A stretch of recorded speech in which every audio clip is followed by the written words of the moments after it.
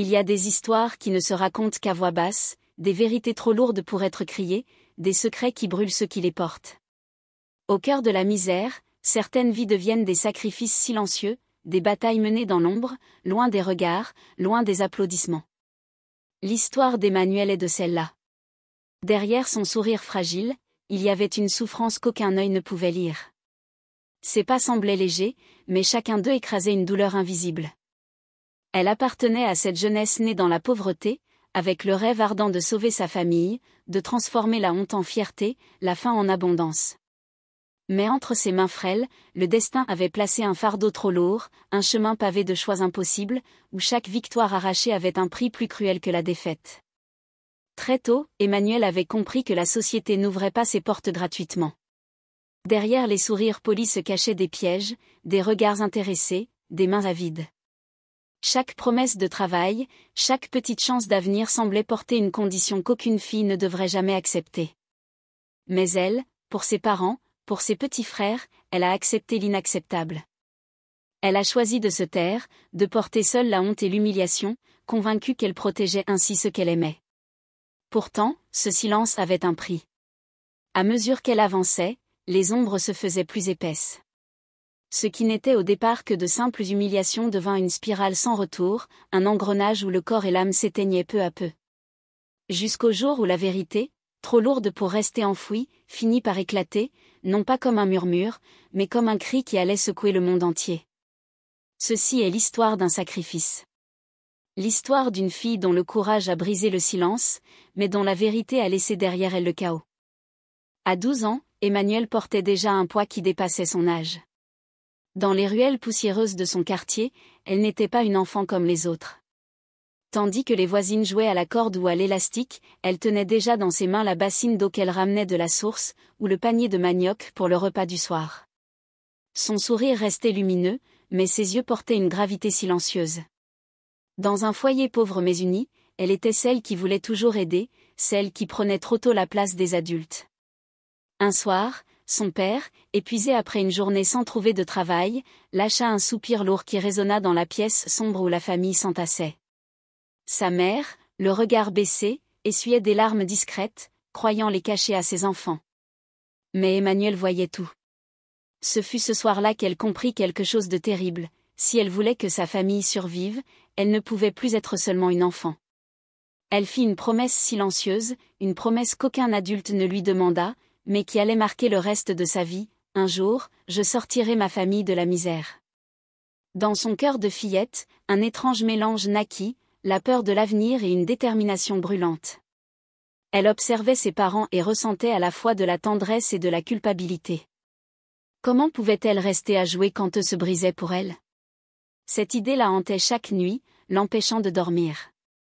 Alors, elle se répétait des mots qui sonnaient comme une prière, « Je serai leur lumière.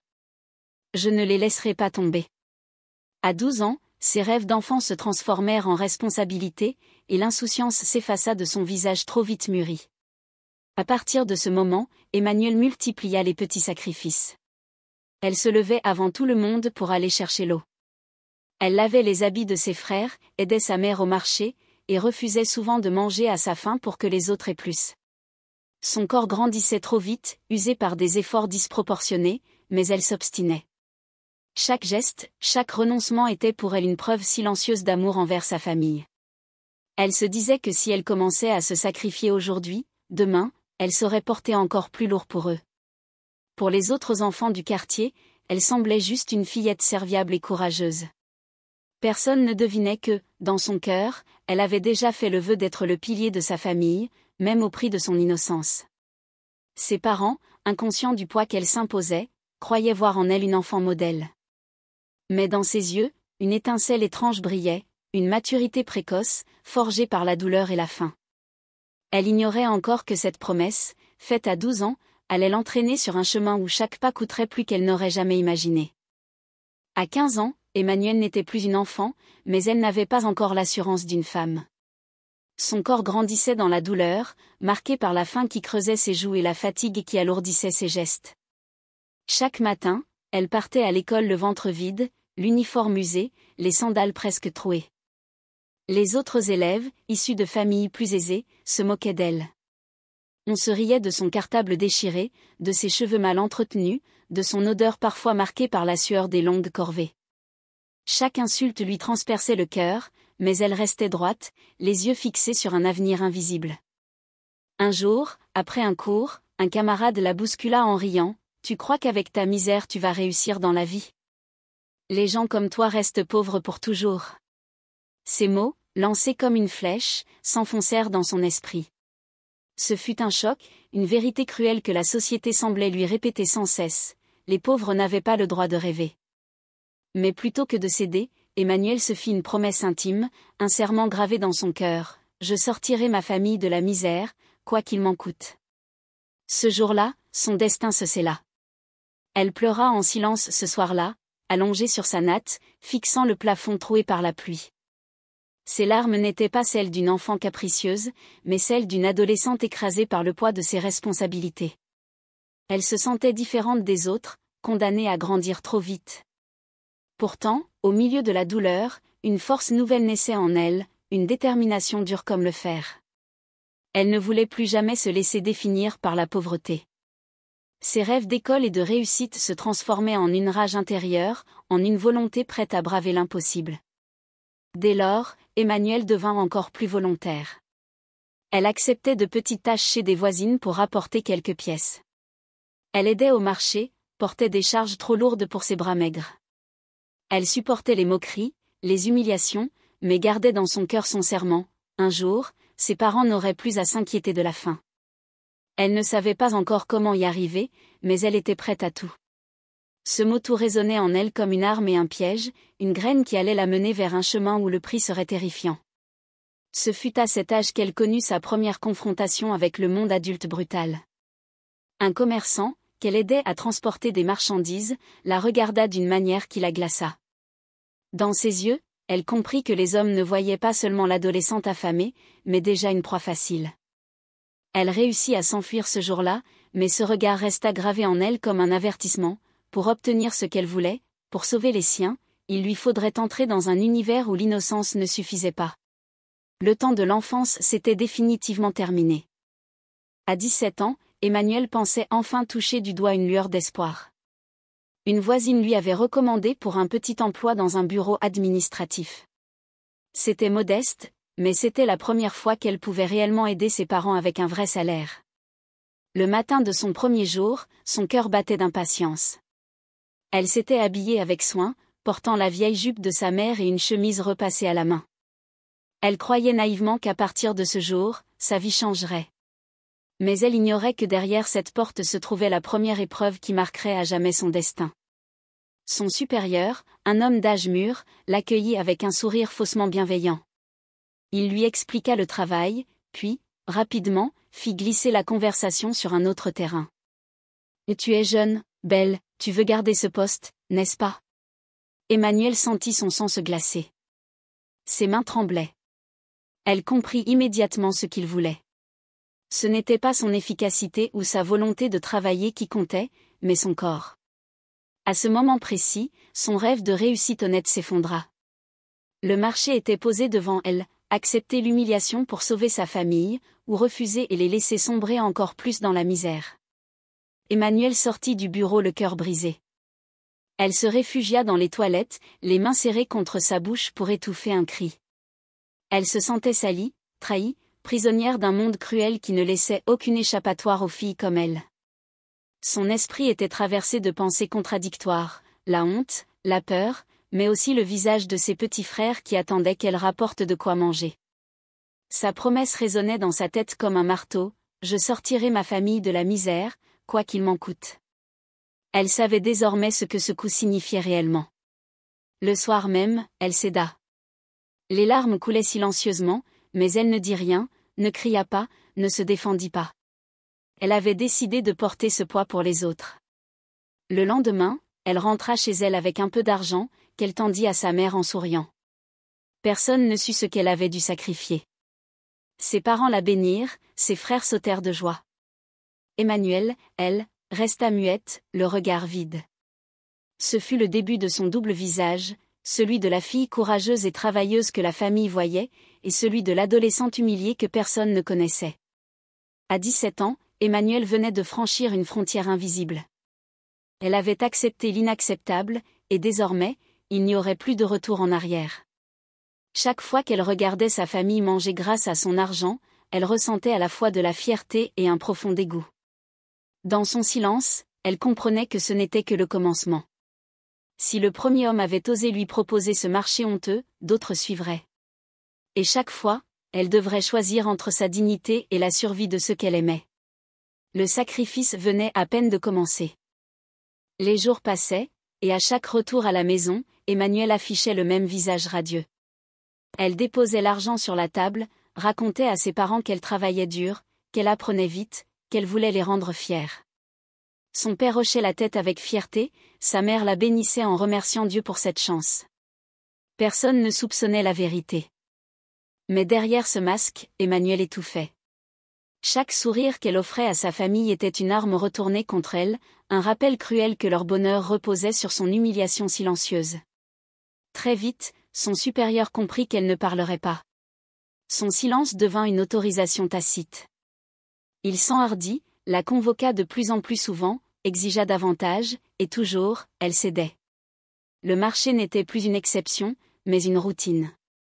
Dans le bureau clos, il la réduisait au silence, puis lui glissait quelques billets froissés, comme si cela suffisait à racheter son crime. Emmanuelle, prisonnière de sa promesse à sa famille, acceptait chaque fois, persuadée qu'elle n'avait pas le droit de dire non. Le piège s'était refermé, et plus elle résistait intérieurement, plus son corps s'éteignait. Chaque nuit, en s'allongeant sur sa natte, Emmanuelle sentait la honte la dévorer. Elle revoyait le visage de ses supérieurs, leurs rires gras, leurs mots humiliants. Elle se sentait sale, indigne, trahie par elle-même. Mais le pire était le regard innocent de sa mère qui la remerciait, ou celui de ses frères qui s'endormaient le ventre plein. Elle vivait une guerre intérieure, entre la fierté d'être utile et la douleur de s'effacer. Sa dignité se consumait dans le silence, et elle commençait à se convaincre que son corps n'avait plus de valeur, que sa vie entière n'était qu'un outil pour les autres. Alors, Emmanuelle prit une décision qui marquerait son avenir, elle se mura dans le secret. Elle ne parlerait jamais, ni à sa mère, ni à son père, ni à quiconque. Elle s'était juré que sa famille ne connaîtrait que sa version héroïque, la fille courageuse qui travaillait honnêtement pour eux. Ses supérieurs, eux, profitaient de ce silence comme d'une proie apprivoisée. Ils savaient qu'elle ne parlerait pas. Plus il la brisait, plus il se sentait puissant. Et elle, prisonnière de sa promesse, se disait qu'elle devait continuer, encore et encore, jusqu'à ce que sa famille sorte enfin de la misère. Ainsi commença la double vie d'Emmanuelle, le jour, une jeune fille exemplaire et travailleuse, source de fierté pour ses parents, la nuit, une âme meurtrie qui s'enfonçait dans l'humiliation et le silence. Elle ignorait combien de temps elle tiendrait avant que ce poids ne la détruise. Mais une chose était sûre, désormais, elle était marquée à vie. Ce sacrifice, qu'elle croyait temporaire, allait devenir une habitude. Et plus les supérieurs profitaient de son corps, plus elle s'éteignait. Le chemin qu'elle avait choisi n'était pas une issue, mais un gouffre. Et elle venait à peine d'y entrer. À 18 ans, Emmanuelle avait déjà l'expérience d'une femme usée par la vie. Ce qui aurait dû être l'âge des rêves et des découvertes était devenu celui des compromis et des humiliations. Elle enchaînait les petits emplois comme d'autres enchaînaient les cahiers d'école. Dans chaque nouveau lieu, le même scénario se répétait, promesses de travail, sourires intéressés, propositions honteuses. Elle ne s'en étonnait plus. C'était devenu, pour elle, la norme. Et si sa famille s'en sortait un peu mieux, si ses frères pouvaient continuer leurs études et si sa mère pouvait remplir la marmite, son âme, elle, s'éteignait chaque jour davantage.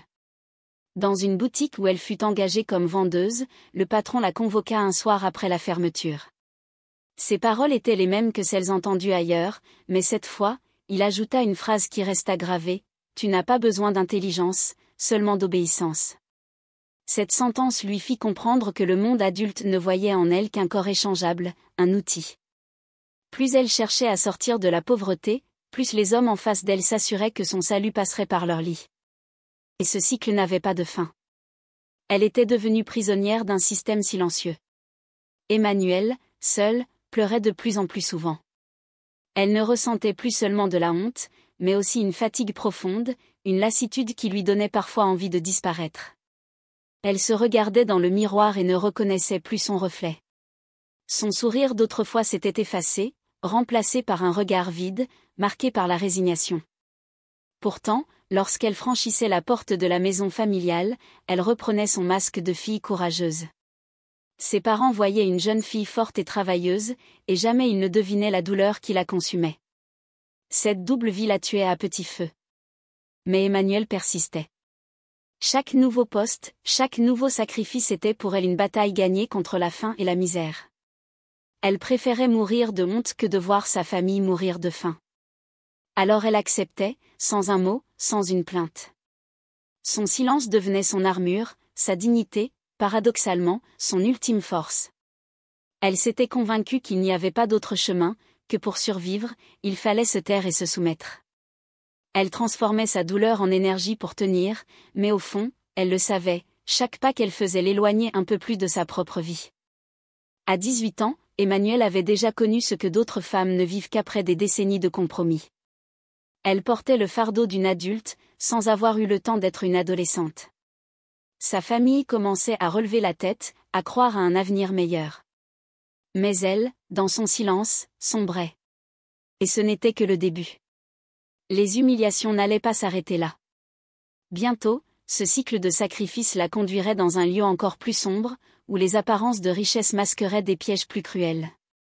L'ombre autour d'elle s'épaississait, et elle ne le savait pas encore. À 19 ans, Emmanuelle n'espérait plus de changement. Ce qui, autrefois, l'avait révoltée, était devenu une routine. Les humiliations faisaient partie de son quotidien comme l'air qu'elle respirait. Les propositions indécentes, les gestes déplacés, les regards lourds, tout cela n'avait plus rien d'exceptionnel. Elle se disait que c'était le prix à payer pour continuer à nourrir les siens. Elle avançait dans la vie avec un masque de fer, mais à l'intérieur, ses émotions étaient réduites en poussière. Chaque jour, elle enterrait un peu plus son innocence, jusqu'à se convaincre que le monde ne réservait rien de pur pour elle.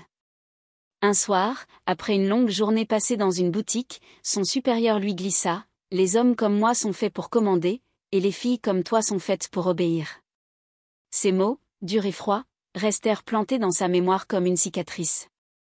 Elle comprit que ce n'était pas seulement son sort à elle, mais celui de toutes celles qui, comme elle, n'avaient ni argent ni protection. Elle commença alors à nourrir une pensée terrible, peut-être que tous les hommes étaient mauvais. Peut-être qu'aucun d'entre eux ne voyait en elle autre chose qu'un corps à utiliser. Ce raisonnement s'imprima en elle comme une vérité absolue. Elle se méfiait de chaque regard masculin, de chaque sourire. Même lorsqu'un voisin l'aidait à porter une bassine, elle voyait dans son geste une arrière-pensée. Cette méfiance devint une prison mentale. Le soir, dans le silence de sa chambre, elle craquait. Elle pleurait à chaudes larmes, mordant son oreiller pour ne pas réveiller ses parents. Elle étouffait dans ce secret qui la consumait, mais elle se sentait incapable de parler. Comment aurait-elle pu?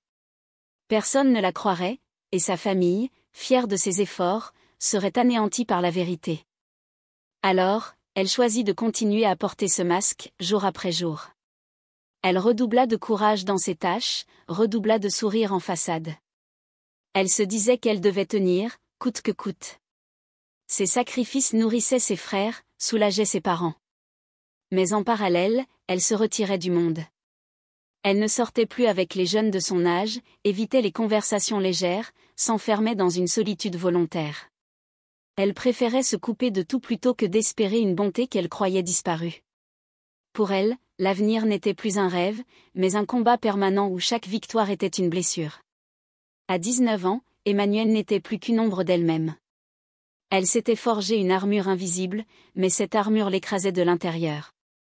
Elle commençait à croire que le bonheur n'était pas fait pour elle, que la dignité était un luxe réservé aux autres. Et pourtant, au fond de son cœur, une petite voix murmurait encore « Tiens bon, peut-être qu'un jour, tu trouveras une vraie opportunité. » Elle ignorait que cette opportunité se présenterait bientôt, sous la forme d'un restaurant luxueux. Mais ce qui ressemblait à une chance allait l'entraîner dans une spirale bien plus sombre encore. À 20 ans, Emmanuelle pensait enfin entrevoir une véritable chance. Une connaissance lui parla d'un grand restaurant situé au cœur de la ville, un lieu de prestige où travaillaient des serveuses élégantes, où les clients étaient des hommes et des femmes de pouvoir. L'idée même de décrocher un emploi là-bas lui semblait irréelle, presque miraculeuse. Elle se présenta au rendez-vous avec une tenue simple mais soignée, ses mains moites trahissant son trac. En franchissant les portes vitrées du restaurant, elle eut l'impression de pénétrer dans un autre monde, un monde brillant en surface mais dont elle ignorait encore les ombres. Son entretien débuta dans un bureau spacieux, aux fauteuils en cuir et aux murs décorés de tableaux coûteux. Le patron, un homme charismatique d'une quarantaine d'années, l'accueillit avec un sourire chaleureux. Ses mots étaient flatteurs, ses compliments habilement placés, « Tu es belle, tu as l'air sérieuse, tu pourrais très bien représenter mon établissement. » Pendant quelques minutes, Emmanuel crut réellement qu'on la jugeait pour ses qualités. Mais rapidement, le ton changea. Son regard devint plus insistant, ses gestes plus familiers. Puis il lâcha, d'une voix calme mais tranchante, « Si tu veux travailler ici, tu sais ce qu'il faut me donner. » Le cœur d'Emmanuel s'arrêta. Tout son être criait de fuir, mais une force invisible la retenait. Elle avait déjà connu ce genre de marché, mais ici, dans ce cadre luxueux, elle avait espéré que ce serait différent. Elle sentit une immense lassitude l'envahir, comme si le destin lui répétait inlassablement la même leçon, les hommes ne lui laisseraient jamais de place sans prix. Une voix intérieure lui disait, c'est un cycle sans fin. Elle baissa les yeux, submergée par un mélange de honte et de résignation. Son rêve de dignité venait une fois encore de s'effondrer. Alors, comme elle l'avait déjà fait par le passé, Emmanuel céda. Elle se détacha d'elle-même, comme si son esprit quittait son corps pour échapper à l'instant. Elle se convainquit que ce n'était qu'une fois de plus, qu'un sacrifice de plus pour la survie des siens. Le lendemain, elle fut officiellement embauchée comme serveuse. Devant sa famille, elle annonça la nouvelle avec un sourire forcé, recevant les félicitations et les bénédictions de ses parents. Mais dans son cœur, une phrase résonnait avec amertume, « Je ne suis pas entrée ici par mon mérite, mais par ma honte. » À 20 ans, Emmanuel avait franchi une nouvelle étape de son sacrifice. Ce restaurant de luxe, qu'elle avait imaginé comme une chance de s'élever, devenait une prison dorée. Chaque soir, en servant des plats raffinés à des clients distingués, elle ressentait la même impression, personne ne voyait ses blessures. Tout le monde admirait son sourire professionnel, mais derrière ce masque, elle se noyait dans la douleur. Et ce patron, dont le pouvoir semblait s'étendre bien au-delà du simple restaurant, allait bientôt l'entraîner dans une spirale plus sombre que toutes celles qu'elle avait connues jusque-là. Au fil des semaines, Emmanuel remarqua que ce restaurant de luxe cachait bien des mystères. Tout semblait impeccable en façade, mais derrière les sourires et les lumières, il y avait des rumeurs étranges, des chuchotements entre les employés. On parlait de cérémonies nocturnes, de réunions secrètes auxquelles le patron participait. Emmanuel ne voulait pas y croire. Mais chaque fois qu'elle sortait de son bureau après avoir cédé à ses exigences, elle se sentait vidée, comme si une partie de son énergie disparaissait. Ses jambes devenaient lourdes, son souffle court. Elle avait l'impression qu'on lui arrachait quelque chose d'invisible, mais essentiel. Un soir, alors qu'elle quittait le restaurant plus tard que d'habitude, elle aperçut une scène qui la glaça. À travers la porte entr'ouverte d'une salle privée, elle vit le patron assis au centre d'un cercle tracé à la craie, entouré de bougies. Ses lèvres murmuraient des paroles incompréhensibles, et à côté de lui se trouvaient des objets étranges, des talismans tachés de ce qui ressemblait à du sang séché. Emmanuel recula précipitamment, le cœur battant. Tout s'éclairait soudain, ses faiblesses, ses vertiges, cette fatigue inexpliquée. Elle comprit qu'il n'était pas seulement un homme avide, mais un prédateur spirituel. La peur s'empara d'elle. Elle se sentait piégée dans un piège plus grand qu'elle. Ce n'était plus seulement une question d'humiliation ou de honte, c'était sa vie qui se consumait à chaque rencontre avec lui. Elle commença à craindre pour son âme, pour son avenir. Ses nuits devinrent agitées, peuplées de cauchemars où des ombres l'étouffaient. Elle pleurait seule dans sa chambre, se demandant pourquoi le destin s'acharnait ainsi sur elle. Mais, même dans la terreur, une voix intérieure la rappelait à son serment, elle devait tenir pour sa famille, même si cela signifiait perdre sa propre force. Alors, malgré la peur, Emmanuel continua. Elle n'osa rien dire, ni fuir. Chaque fois que le patron l'appelait, elle obéissait, sachant qu'en refusant, elle perdrait le seul emploi stable qu'elle avait jamais eu. Mais son corps commença à lâcher. Elle s'évanouissait parfois en plein service, ses mains tremblaient, ses yeux perdaient leur éclat. Les collègues chuchotaient qu'elle avait peut-être une maladie. Elle, au fond d'elle-même, savait que c'était bien plus que cela. Elle se disait qu'il siphonnait ses forces, qu'il se nourrissait de sa jeunesse comme d'une offrande. Mais elle gardait le silence, prisonnière de son sacrifice. Les premiers signes d'une maladie mystérieuse s'installèrent pour de bon, fièvre soudaine, tout persistante, vertige qui la laissait clouer au sol. Emmanuelle se sentait comme une fleur qui fanait trop tôt. Elle n'avait que 20 ans, mais son corps en paraissait déjà 30. Ses parents croyaient qu'elle se fatiguait trop au travail, et la félicitaient encore pour son courage. Mais dans l'ombre du restaurant, l'étau se resserrait. Elle pressentait que cette relation avec son patron n'était pas seulement destructrice, elle était mortelle. Et bientôt, elle n'aurait plus la force de cacher la vérité.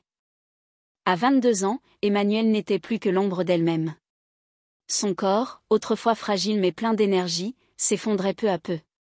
Chaque matin, elle se levait avec des vertiges, chaque pas lui demandait un effort immense. Les douleurs la tenaillaient comme des chaînes invisibles, migraines violentes, crampes soudaines, fièvre qui surgissait sans prévenir. Plus d'une fois, elle perdit connaissance en plein service, s'écroulant devant ses collègues qui la ramassaient avec inquiétude. Pourtant, lorsqu'elle rentrait à la maison, elle retrouvait ce même sourire forcé, ce même rôle de fille courageuse.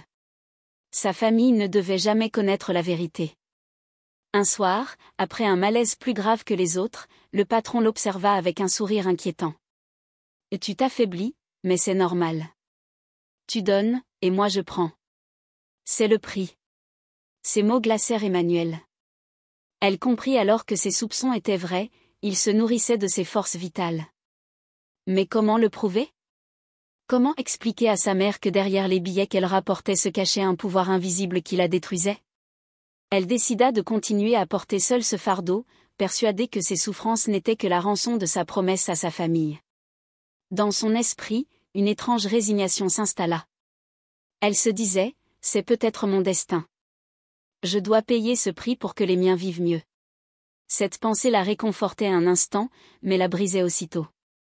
La nuit, lorsqu'elle se recroquevillait sous sa couverture trempée de sueur, elle pleurait en silence, étouffant ses sanglots pour ne pas réveiller ses parents. Elle se sentait prisonnière d'un pacte qu'elle n'avait jamais choisi, mais qu'elle croyait nécessaire. Chaque douleur était pour elle une offrande, chaque vertige une preuve qu'elle tenait encore sa promesse, même si son corps se consumait lentement.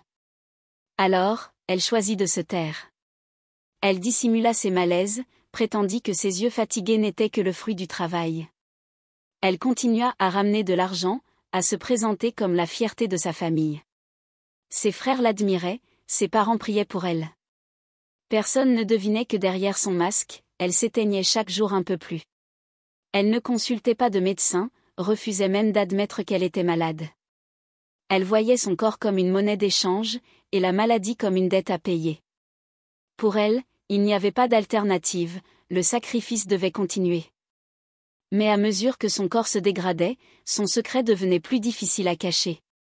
Ses lèvres pâlissaient, ses mains tremblaient, ses vêtements flottaient sur sa silhouette amaigrie. Sa mère commençait à poser des questions, mais Emmanuelle éludait toujours, prétextant la fatigue du travail. Pourtant, elle savait que ce silence ne durerait pas éternellement. Son corps criait déjà trop fort. Et bientôt, il n'y aurait plus de mensonges possibles. À 22 ans, elle croyait encore que la douleur était le prix de son sacrifice. Mais l'épreuve qui l'attendait allait briser ce mensonge et mettre sa vérité au grand jour. À 23 ans, le corps d'Emmanuelle lâcha définitivement. Ses jambes ne la portaient plus, ses yeux s'éteignaient, et ses forces l'abandonnaient jour après jour. Elle ne pouvait plus cacher ses évanouissements répétés ni son amaigrissement inquiétant. Sa mère, la voyant un matin incapable de se lever, se précipita à son chevet en pleurant. Ses frères, affolés, demandaient « Qu'est-ce qu'elle a ? Pourquoi elle maigrit comme ça ?» L'illusion qu'elle entretenait depuis des années s'effondrait. Elle comprit que le moment était venu. Elle ne pouvait plus garder le secret. Elle devait dire la vérité, quitte à briser leur cœur. Ce soir-là, rassemblant ses dernières forces, elle demanda à ses parents de s'asseoir. Sa voix tremblait, mais ses yeux, rougis par les larmes, brillaient d'une sincérité douloureuse. « Papa, maman, je dois vous dire quelque chose. » Le silence s'installa. Alors, elle avoua tout. Elle raconta les humiliations, les propositions indécentes, les rapports imposés pour obtenir un travail. Elle expliqua comment, depuis ses 17 ans, chaque emploi avait été acheté au prix de son corps. Les mots sortaient dans un torrent brisé. Ses parents, pétrifiés, écoutaient, incapables de comprendre comment leur fille avait enduré tout cela en silence, pour eux. En parlant, Emmanuelle tremblait comme une enfant. Son cœur se déchirait en voyant les visages bouleversés de ses parents. Sa mère éclata en sanglots, répétant qu'elle aurait préféré mourir plutôt que de laisser sa fille subir une telle horreur. Son père resta figé, le regard perdu, frappé d'une honte immense. Emmanuelle se sentait coupable d'ajouter cette douleur à leur fardeau, mais en même temps, un poids immense quittait ses épaules. Pour la première fois depuis des années, elle n'était plus seule à porter son secret. Mais ce soulagement était teinté d'une douleur insupportable, voir ses parents détruits par la vérité. Sa mère prit ses mains tremblantes, les couvrant de larmes. « Pourquoi tu ne nous as rien dit, ma fille ? Pourquoi ?» Emmanuelle, épuisée, répondit simplement, « Parce que je voulais vous sauver. » Ces mots brisèrent encore plus le silence. Son père, incapable de retenir ses propres larmes, s'agenouilla à ses côtés. Il lui demanda pardon pour n'avoir pas su la protéger, pardon pour cette pauvreté qui l'avait poussée à de tels sacrifices. La famille se retrouva soudée dans une douleur commune. Emmanuelle, malgré la souffrance physique, se sentit un instant plus légère, comme si son fardeau était enfin partagé. Mais la confession n'effaçait pas la maladie. Son corps continuait à s'effondrer, chaque jour plus faible, chaque souffle plus court. Ses parents, bouleversés, voulurent chercher de l'aide, mais il était trop tard, le mal l'avait déjà rongé de l'intérieur. Emmanuelle comprit alors que la fin approchait. Pourtant, une idée germa dans son esprit malade, si elle ne pouvait pas survivre, elle devait au moins laisser un témoignage. Elle ne voulait pas que d'autres subissent le même sort. À 23 ans, après avoir livré son secret à sa famille, elle décida qu'elle devait maintenant le dire au monde entier. À 24 ans, Emmanuelle vivait ses journées comme si chacune pouvait être la dernière. Ses os la faisaient souffrir, son souffle était court, et chaque geste lui demandait un effort immense. Pourtant, derrière cette faiblesse apparente, une force nouvelle s'éveillait. Elle savait qu'elle allait mourir, elle le sentait dans ses veines et dans ses nuits sans sommeil. Mais au lieu de s'effondrer, elle trouva dans cette certitude une énergie insoupçonnée. Elle ne voulait pas quitter ce monde dans le silence. Elle avait porté son secret trop longtemps. Désormais, elle devait le crier, même si sa voix était brisée. Un matin, en se regardant dans un petit miroir fêlé, elle aperçut son visage amaigri, ses yeux cernés, et un sourire amer se dessina. Elle comprit que son corps disparaissait, mais que son histoire, elle, pouvait survivre. Elle pensa à toutes les filles comme elle, à celles qui, chaque jour, subissaient en silence les mêmes humiliations. Elle pensa au sourire hypocrite des hommes qui profitaient d'elle. Alors une idée s'imposa, elle devait témoigner. Pas pour elle, mais pour que d'autres sachent, pour que le monde entende. C'était son dernier combat, son ultime mission avant que la mort ne l'emporte. Cette décision ralluma une étincelle dans ses yeux fatigués. Elle ne se voyait plus seulement comme une victime, mais comme une voix, un avertissement vivant. La peur était toujours là, bien sûr. Elle craignait les réactions, la honte publique, les menaces. Mais la mort, elle, ne lui faisait plus peur. Elle savait qu'elle n'avait plus rien à perdre. Son esprit trouva un repos étrange dans cette idée, même si elle disparaissait, son message resterait. Elle cessa de se voir comme une jeune fille brisée et commença à se percevoir comme une messagère, prête à déposer la vérité dans le monde. Alors, malgré ses forces déclinantes, elle commença à préparer son témoignage. Elle écrivit quelques notes, rassembla ses souvenirs, et chaque phrase la faisait trembler. Puis elle demanda à un ami de lui prêter une caméra. Le simple fait de tenir cet objet dans ses mains la fit pleurer, c'était le symbole de sa libération. Elle savait que ces images resteraient après elle, qu'elle parlerait quand elle ne serait plus là. Sa maladie la clouait au lit, mais son esprit, lui, se levait plus haut que jamais. Elle n'était plus seulement Emmanuelle, elle devenait une voix. À 24 ans, la mort planait autour d'elle comme une ombre fidèle. Mais loin de la terrifier, cette présence lui donnait une urgence nouvelle. Elle n'avait plus de temps à perdre. Son corps allait s'éteindre, mais son histoire pouvait traverser le monde. C'était sa façon de reprendre le pouvoir, de briser le silence qui l'avait détruite. Elle n'imaginait pas encore l'onde de choc que son témoignage provoquerait. Mais déjà, dans son cœur, elle savait qu'elle avait trouvé la force ultime, celle de dire la vérité.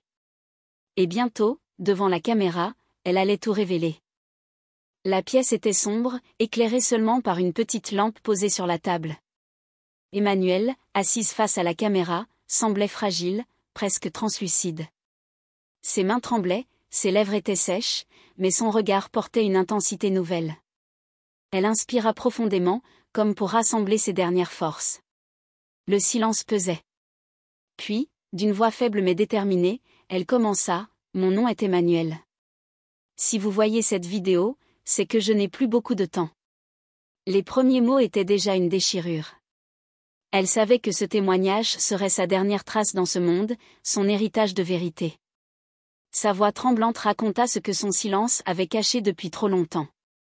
Elle parla des humiliations, des supérieurs qui l'avaient exploitée, de chaque emploi acheté au prix de sa dignité.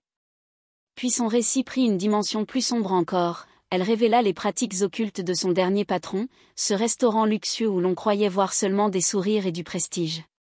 Elle décrivit les rituels étranges, l'affaiblissement de son corps, cette sensation d'être vidée de sa force vitale. Ces mots frappaient comme des coups. Elle mettait en lumière ce que personne n'osait imaginer.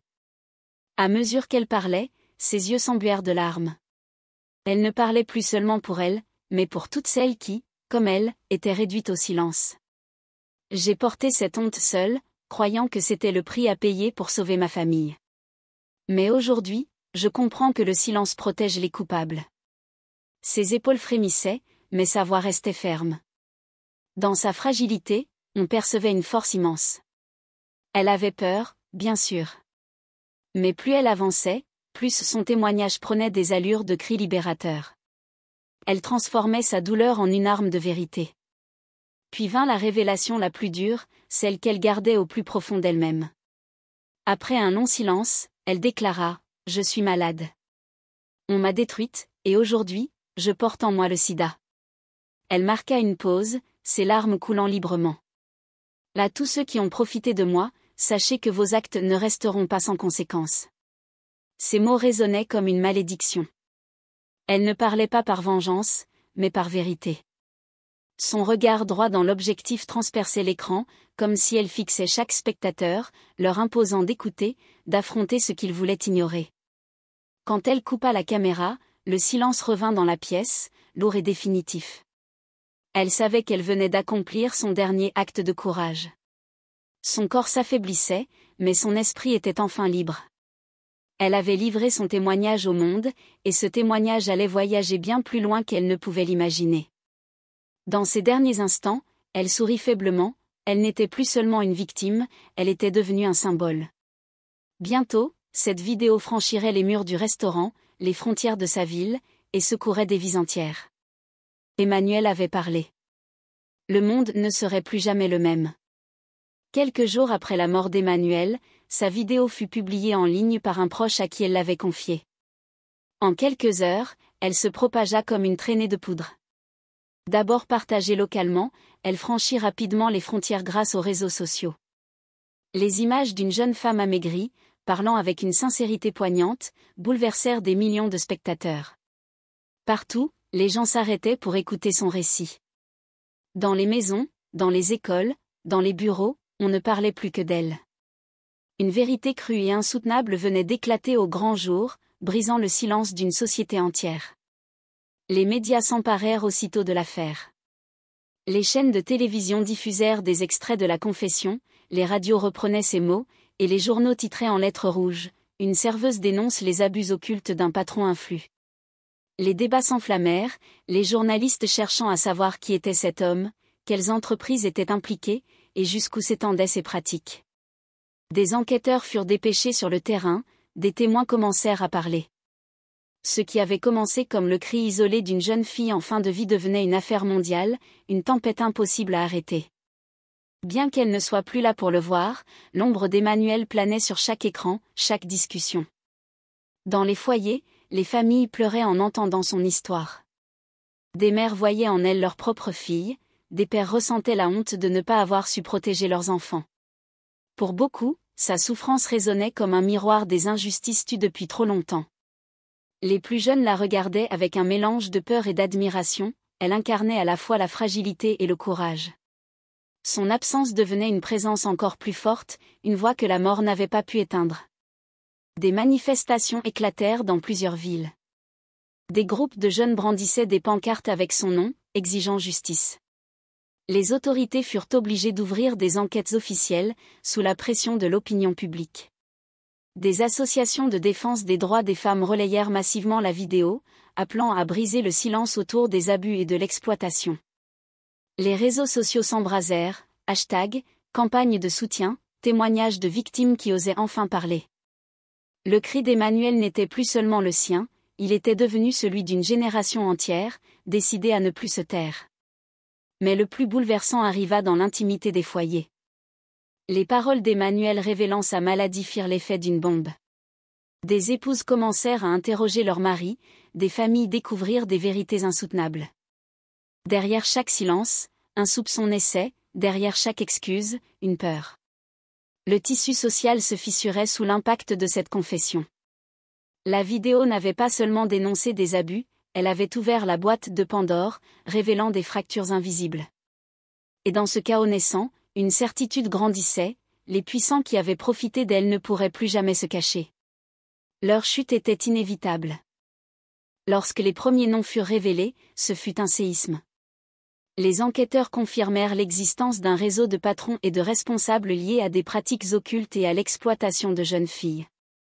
En quelques jours, plusieurs entreprises de renom, jusque-là synonymes de prestige, fermèrent leurs portes. Leurs façades luxueuses furent envahies par la colère des manifestants, leurs vitrines brisées par des pierres. Le scandale se propageait comme une traînée de poudre. Ceux qui régnaient hier sur des empires de richesse et d'influence devenaient soudain des parias, incapables de faire face à la tempête déclenchée par la confession d'Emmanuelle. Les médias dévoilèrent des preuves accablantes, témoignages d'anciennes employées, documents internes, enregistrements. Le puzzle s'assemblait et révélait une vérité plus vaste encore que ce qu'Emmanuelle avait raconté. Les hommes de pouvoir ne se contentaient pas de manipuler et d'humilier, ils entretenaient un système bien organisé, mélange de corruption, de sorcellerie et d'exploitation. Le monde découvrait l'ampleur du cauchemar. Certains clients réguliers du restaurant de luxe furent identifiés, des personnalités respectées perdirent en un instant leur réputation. Ce n'était plus un scandale local, c'était une onde mondiale qui renversait des trônes bâtis sur la honte. Dans les rues, les réactions étaient multiples. Certains pleuraient la tragédie d'Emmanuelle, d'autres exprimaient une rage incontrôlable. Des familles entières, touchées par la révélation de sa maladie, se brisaient dans le silence et la colère. Les noms des patrons éclaboussés provoquaient des chutes de confiance, des crises dans les foyers. La société découvrait que ces héros de façade, ces modèles de réussite, étaient des bourreaux masqués. Une colère populaire montait, alimentée par le sentiment d'avoir été trompé pendant des années. Le monde voyait, enfin, ce qu'Emmanuelle avait porté seul dans l'ombre, une vérité insupportable, mais nécessaire. Les puissants, eux, réagirent dans la panique. Certains prirent la fuite à l'étranger, cherchant à échapper à la honte et à la justice. D'autres disparurent dans la clandestinité, abandonnant leurs entreprises, leurs familles, leurs fortunes. Les autorités, sous la pression mondiale, lancèrent des mandats d'arrêt. Des bâtiments furent scellés, des comptes bancaires bloqués. Ce qui avait commencé par la voix tremblante d'une jeune fille mourante provoquait désormais la chute de fortunes immenses. Les empires s'effondraient comme des châteaux de sable, balayés par la marée de la vérité. Le silence complice n'existait plus, il avait été brisé à jamais. Et pendant que les puissants déchus disparaissaient dans le chaos, le nom d'Emmanuelle résonnait partout. Des portraits de son visage amaigri circulaient dans les rues, peints sur des murs, brandis dans des cortèges. Elle devenait un symbole universel, un avertissement pour ceux qui croyaient pouvoir étouffer la vérité. Mais si sa voix avait libéré la société d'un mensonge, elle avait aussi ouvert une plaie profonde. Le monde n'était plus le même. Derrière chaque foyer, des questions, des soupçons, des rancunes naissaient. Le chaos ne faisait que commencer, et l'héritage d'Emmanuel allait bouleverser encore plus profondément les consciences. La vidéo d'Emmanuel, devenue virale, ne s'arrêta pas aux entreprises ni aux patrons corrompus. Elle pénétra dans l'intimité des foyers, brisant des équilibres fragiles, ouvrant des plaies impossibles à refermer. Des femmes, en écoutant ces paroles, confrontèrent leurs maris. Des familles se déchirèrent, des couples se séparèrent, des enfants assistèrent à des disputes qui les marquèrent à jamais. Le chaos s'installait, silencieux mais ravageur. Les rues se remplirent de cris et de larmes, de manifestations et de colère. La vérité avait libéré une société de son silence, mais elle l'avait aussi plongée dans une tempête sans précédent. Partout, les révélations s'accumulaient. Des hommes avouaient leur liaison secrète avec les réseaux liés au restaurant, des épouses apprenaient qu'elles avaient été trahies, et des familles s'effondraient sous le poids des mensonges. Les hôpitaux furent submergés de dépistage, car la confession d'Emmanuel sur sa maladie semait la terreur. Des quartiers entiers vivaient dans la suspicion. Les regards se faisaient accusateurs, les amitiés se brisaient. Là où la société s'était tue pendant des années, elle parlait désormais trop fort, dans une cacophonie de colère et de désespoir. Le secret d'une seule femme avait mis à nu la fragilité de tous. Bien qu'Emmanuel ne fût plus là, son nom revenait sur toutes les lèvres. Les gens parlaient d'elle avec une intensité mêlée de tristesse et de révolte. Elle était devenue un symbole malgré elle, l'incarnation d'une génération sacrifiée, d'une vérité trop longtemps étouffée. Son visage émacié apparaissait dans les journaux, sur les écrans, sur les murs peints à la hâte. Pour certains, elle était une héroïne, pour d'autres, un cauchemar qui avait détruit des vies entières. Mais qu'on l'admire ou qu'on la maudisse, personne ne pouvait l'ignorer. Emmanuel avait pris la place que le destin lui avait imposée, celle d'un cri. La société réagit dans un tumulte incontrôlable.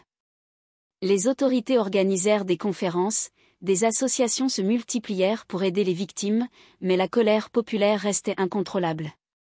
Des émeutes éclatèrent devant certains bâtiments publics, des effigies des patrons déchus furent brûlées. Dans les écoles, des enseignants utilisaient l'histoire d'Emmanuel comme exemple, comme avertissement. Des poètes, des chanteurs, des artistes reprenaient son nom pour donner voix à leurs œuvres. Emmanuel, dans sa mort, alimentait une révolution culturelle et morale. Elle n'avait jamais cherché la gloire, mais sa douleur avait réveillé un peuple entier. Mais au milieu de ce chaos, une question demeurait, que resterait-il une fois la tempête passée? Les familles éclatées trouveraient-elles un jour la paix? Les cicatrices sociales pouvaient-elles vraiment guérir? Emmanuel était devenu un symbole, mais un symbole douloureux, né dans les larmes et le sang. La société devait maintenant décider, allait-elle oublier et replonger dans le silence, ou allait-elle transformer cette tragédie en leçon durable? L'histoire n'était pas encore close. L'héritage d'Emmanuel, fragile et puissant à la fois, ne faisait que commencer. Lorsque la tempête retomba, une certitude demeura, Emmanuel ne serait jamais oublié. Son nom, son visage amaigri, sa voix tremblante résonnaient encore dans les esprits. Dans les villages comme dans les grandes villes, on parlait d'elle comme d'un symbole. Certains la surnommaient la fille qui a brisé le silence, d'autres la voyaient comme une martyre moderne.